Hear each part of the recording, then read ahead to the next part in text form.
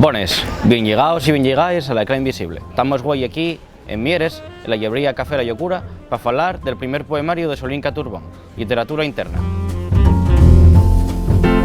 Como digo, Literatura Interna fue el primer poemario de esta autora, con la que ganaría el Nel Ossada Rico en 2014. Una de las cuestiones que me prestó del libro y la gran variedad formal que amuesa la autora. Vese que non refuga de las métricas tradicionales y, de fecho, vese que al contrario de otra xente mozo, siéntase más cómoda dentro de esa métrica, dentro de un ritmo marcado. Puede decirse que incluso cuando usa el verso libre, vese menos cómoda en este poemario, por lo menos. Y una cuestión interesante que creo que fai un pouco diferente a outra xente mozo que está escribiendo agora mesmo e que precisamente apuesta mucho máis por verso libre e igual falta yo ese punto a veces de probar a escribir poemas con una métrica o con, de una manera más tradicional.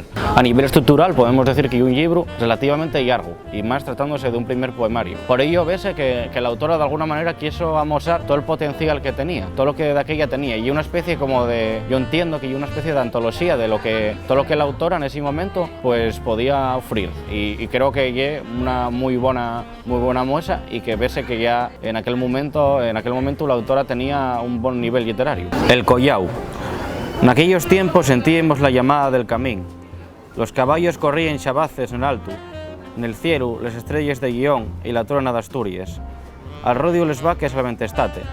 Facíamos fuego para conxurar la noche y curábamos con cerveza los pies cansados. Y era el brano, los collacios, la tierra, les peñas, la libertad. Hasta aquí este programa de la Ecla Invisible.